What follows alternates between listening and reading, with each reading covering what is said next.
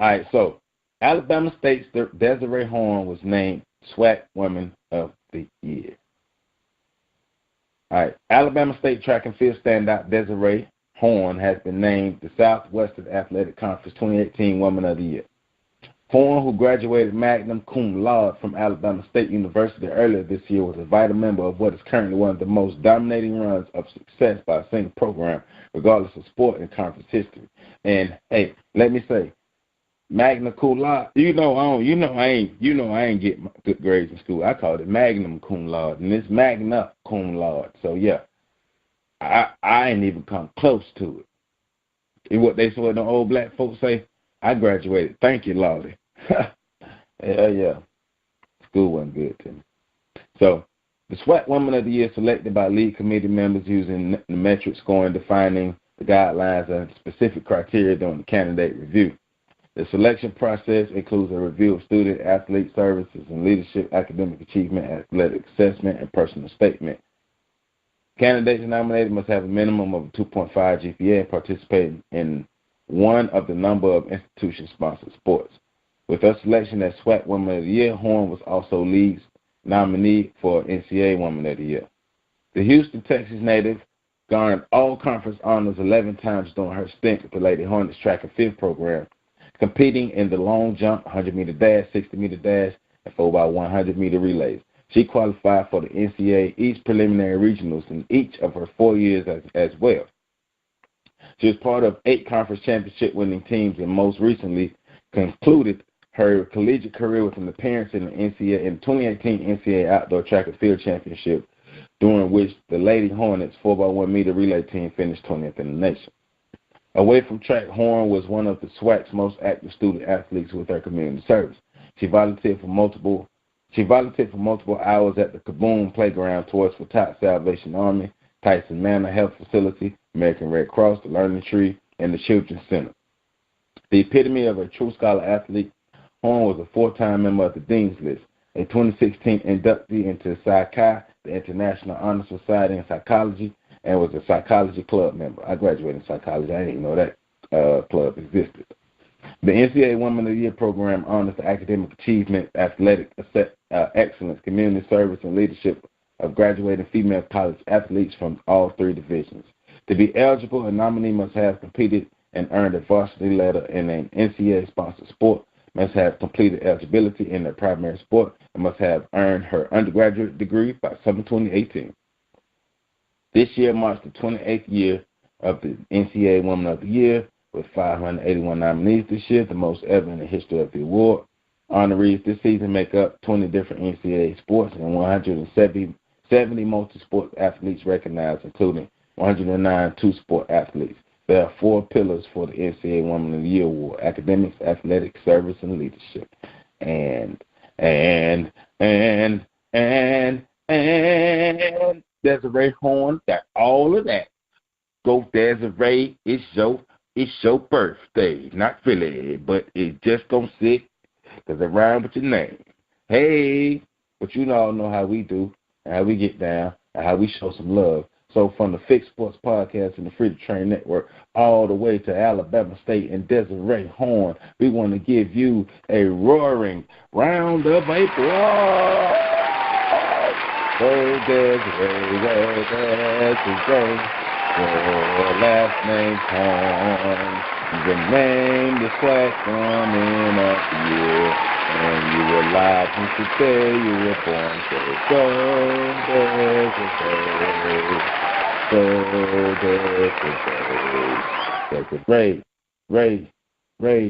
Ray, say go Desiree. Yeah. All right. So one time for Desiree Horn for being named the SWAC Woman of the Year for 2018. So that was my pre-rant warm-up. Now it's time for this weekly rant. And this weekly rant is definitely aimed at the Miami Dolphins. So let me catch you up on what's going on with this NFL anthem policy. Right? The NFL and NFL Players Association announced in the joint statement Thursday that league and team policies regarding conduct during the playing of the national anthem will not be issued or enforced for several weeks as part of the standstill agreement between the two sides. The source informed of the situation told NFL Network's Tom Pelissero that everything connected to the league and club policies on the anthem will remain on hold as discussions between the NFL and the union play out. So this is a statement from the NFLPA.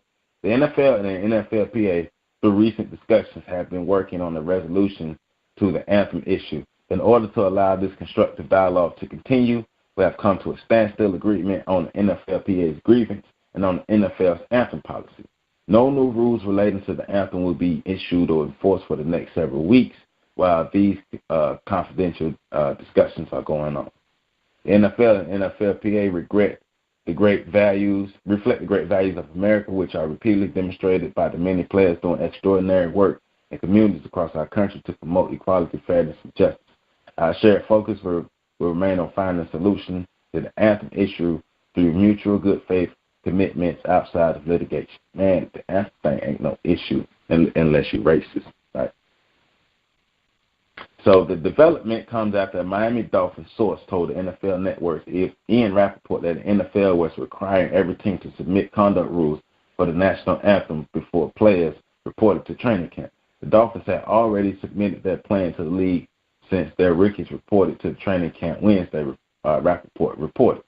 The Associated Press reported Thursday the Dolphins players who protested on the field during the national anthem could be suspended for up to 4 games under a team policy issued this week.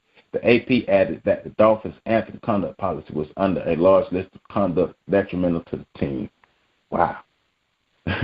Taking the knee on the national anthem is conduct detrimental to the team. That policy remains on hold under the standstill agreement, which comes after the NFLPA filed a grievance on July 10th. In its grievance, the union stated, among other things, that the policy infringes on player rights. Under the collective bargaining agreement, the maximum discipline for conduct detrimental to the club is a week's salary or suspension up to 4 games. A source informed of the situation told NFL Network's Michael Silver, however, it is unrealistic that any player would be suspended 4 games for kneeling during the anthem policy if the policy was enforced. And the NFL approved a new national anthem policy in May, requiring players and league personnel on the sideline to stand. Players and personnel also have the option to remain in the locker room if they don't choose to stand. Individual clubs also have the power to seek their own policies to ensure the anthem is being respected during any on-the-field altercation. If a player chooses to protest on the sideline, the NFL will fine the team. Players could also be fined by their teams per the policy. So, Miami Dolphins decide that they're just going to go ahead and jump out and say, hey, man, you can be suspended for up to 4 games if you decide to make any demonstration during the national anthem. Crack of shit. I mean, crack of shit. Crack of shit. This is what happens when you limit yourself to only being able to play in crackers' systems. They're going to tell you what you can and can't do. Hey, we don't like that you Negroes protest national anthem. Now, you can sexually assault a woman. You can rape a woman. You can beat a woman's ass. You can kill people. Like, you can be a career criminal in the NFL and get less time suspension. You could be a drug addict and get less time suspension or get less punishment in the NFL. But you cannot take a stand against racism in the NFL unless your career will be ended. The Miami Dolphins, the Dallas Cowboys, all these teams have showed their hands. The NFL's owners are some fuckboys, and they're racist. Even the Jaguars owner, his dumb ass is racist too. They don't like black people. The NFL's owners don't like black people. They don't give a shit about black people. They don't give a shit about our condition. They don't give a shit about what's going on to us. They're among the people who believe that black people just be talking. Black people just be lying. We just complaining about what's going on, and that's all we're doing is complaining, even though we have mountains and mountains and mountains and mountains of information to prove that we are under a system of racism and oppression. It's systemic. Everybody knows it's systemic. Everybody who's smart, who can read, knows it's systemic. But the Miami Dolphins decided they're going to jump out and say, hey, well, we're going to submit this in our conduct detrimental to our team, that if you make a demonstration for the national anthem, that you will be suspended like 4 games. Now, remind you, Jameis Winston getting suspended 3 games for basically apologizing and partially admitting to grabbing a woman's vagina. I'm just saying. But that shouldn't even, this anthem thing shouldn't even be where it is, but this is what happens, especially media-wise, because like I keep telling you, it was unorganized from the beginning. Cap jumped out there, but Cap should have been more organized and him jumping out there. That's how everything got co-opted, and that's how we are where we are now. That's how Eric Reed don't have a job. Eric, the former safety for the San Francisco 49ers, Eric Reed, who has, since the second week, after because Cap surprised everybody the first week, but since the second week, Eric Reed has been with Cap, kneeling with him, and even last year when Cap wasn't playing, Eric Reed was still doing it. Now Eric Reed became a free agent, and Eric Reed has no job as of right now. And please, to say Eric Reed shouldn't have a job is bullshit. You can't come up with a great excuse, the same ones they use for Kaepernick. But this whole anthem thing is about these white folk clamping down and making sure that they secure these white dollars that they keep coming in, because the racist white folk who watch the NFL already told them, these zealots already told them that, hey, as long as y'all letting these niggas free range and all this stuff here, and we ain't giving y'all our crack of money. So y'all can have your niggas and run around on these fields and all these things here, but you're not going to get my crack of money. That's what they telling them. That's what they telling them. And the NFL is doing what it needs to do, the curl, to appease their fellow white supremacists. You see what they try to do based off of Trump's comments and that shit, and they didn't even work, and Trump got back on their ass telling them how fucked up they are, how stupid they are. But you Miami Dolphins. That's why, this is one of the reasons why the Dolphins are not going to win the division again. This is another reason why the Miami Dolphins they franchise just in turmoil. Y'all ain't been good. You ain't had a good quarterback since Dan Marino. You traded Jed Ajayi to the Eagles, and he went and won the Super Bowl, you dumbasses. The Dolphins just suck. Now that's a fucked up franchise, a tacky franchise. At least the Cowboys are not winning, but still the most valuable sports franchise in sports. But the Dolphins, y'all just hot garbage. And I'm gonna go ahead and say it. I'm glad y'all gonna lose the division again. I'm glad that y'all gonna, not be good again. I hope y'all be sub 500 team again. I mean, for this dumb shit. I mean, it's a lot of teams too. Cowboys. The only reason I don't want the Cowboys to go sub 500, that's my squad and all, but Cowboys about that fuck shit too. So hell, all you racist motherfuckers can kiss my ass. That's just where I'm at with this and this anthem thing. And because I'm even listening to ESPN Radio the other day, and this white dude talking about this, and he's like, I'm an anthem guy. I'm an anthem guy. I'm one of the guys who believe that the flag shouldn't be disrespected. Then you had this cracker call in talking about, it comes down, and nobody's talking about it. Nobody's talking about it come down to them disrespecting the flag. Like, how many times? Because these white folk have to be, either they're incompetent or their organization is just on point.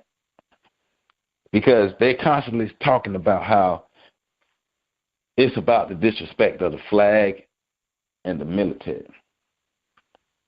Even if it was, who gives a shit? Black people, when America gained its freedom, when the national anthem was penned, when that flag was created, black people were slaves. Slavery was still legal in America. Slavery was still the primary means of economic development in America. I don't give a fuck about how y'all white folk feel about how we feel about the flag. Even if it is about the disrespect of the flag and the anthem, so what? Black people were enslaved during the time when America was talking about all this freedom stuff. You got this. How do you have this rhetoric on one end about freedom, justice, liberty, and all these things here while you are enslaving people? But that's the extent of white supremacy. Don't get all emotional with these white folk. Remember, like it's like in martial arts when they're teaching you, you're not gonna be a good fighter if you're fighting mad. So you got to stay under control.